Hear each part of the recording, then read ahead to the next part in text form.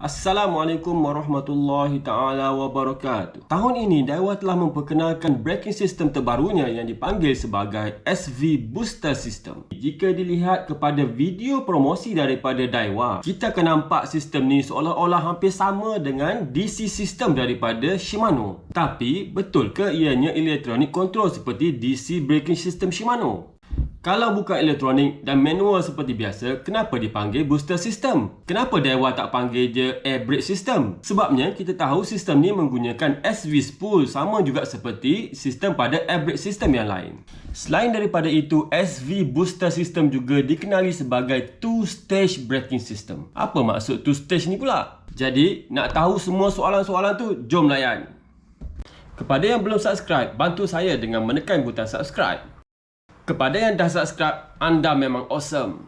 Pada tahun ini, sekurang-kurangnya ada dua model yang menggunakan sistem ini, iaitu Zillion SV dan juga Steez Limited SV. Kedua-dua model ini adalah antara yang paling mahal dalam sistem Daiwa, terutamanya Steez lah. Harga dalam 2000 lebih. Pada dasarnya, Daiwa masih lagi menggunakan inductor cup dan juga magnetic ring dalam braking sistemnya. Di mana inductor cup akan tertolak keluar oleh centrifugal force ke arah magnetic ring yang mana akhirnya terjadilah braking. Pada sistem biasa seperti MagForce V, MagForce Z dan juga air brake system, braking system hanya ada satu stage sahaja, iaitu sama ada engage ataupun disengage, on ataupun off, itu sahaja.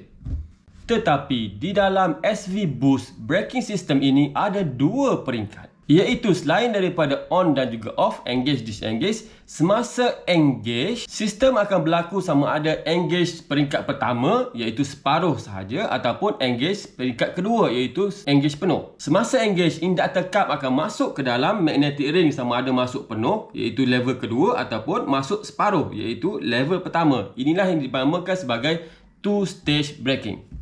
Bayangkan ini adalah magnetic ring dan juga inductor cup. So, bila sistem disengage, dia akan berada dalam kedudukan seperti ini. So, bila ia engage, inductor cup akan masuk ke dalam magnetic ring. Pada sistem yang biasa, ianya sama ada disengage ataupun engage sahaja. Dalam boosting system, pada awalnya, katakan kita bermula di sini, apabila umpan dilemparkan, pool akan berpusing dengan laju, menyebabkan inductor cup ini akan tertolak ke dalam oleh centrifugal force.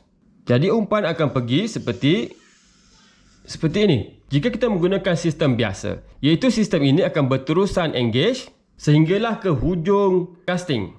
Jika sistem ini berterusan, kita akan dapati umpan kita akan jatuh seperti ini. Tetapi apa yang Daiwa mahukan adalah untuk menambah lagi jarak casting. Jadi, apa yang dilakukan ialah pada satu ketika, contohnya bila umpan sudah sampai pada peringkat ini, jika sistem berterusan engage, ia akan jatuh seperti ini. Tetapi, jika sistem terus disengage sepenuhnya, bird nest akan berlaku. Sebab itulah Daiwa memperkenalkan SV Boosting System, iaitu pada ketika ini bila mana halaju spool telah berkurangan tapi masih belum cukup untuk disengage sebelumnya, Daiwa telah memperkenalkan satu sistem di mana ianya disengage separuh sahaja. Bila mana ini berlaku, braking system menjadi berkurang, tetapi masih lagi cukup untuk menghalang daripada bird nest berlaku. Apabila braking menjadi berkurang, jarak ini boleh dipanjangkan lagi. Seperti ini, dan bila mungkin pada hujung sekali hampir mencecah air, barulah sistem disengage sepenuhnya. Dan sebenarnya, penambahan jarak inilah yang dipanggil sebagai boosting system. Boosting itu sebenarnya merujuk kepada length boosting, iaitu distance boosting, penambahan jarak. Sekarang kita jelas bahawa SV boosting system menggunakan SV system, tetapi braking yang digunakan adalah dua peringkat. Tidak seperti mana braking system yang biasa hanya on dan off sahaja. Braking system ini menggunakan dua peringkat iaitu on full ataupun separuh, untuk memaksimumkan lagi jarak casting. Dan penambahan jarak inilah yang dipanggil sebagai boosting, iaitu boosting the distance of the casting. Kepada yang telah menggunakan sistem ini, macam mana pemerhatian anda? Adakah jarak casting betul-betul dapat ditambah ataupun lebih kurang biasa seperti sistem-sistem sebelumnya? Letak di bahagian komen untuk kita bincangkan bersama. Sehingga kita berjumpa lagi. Ciao!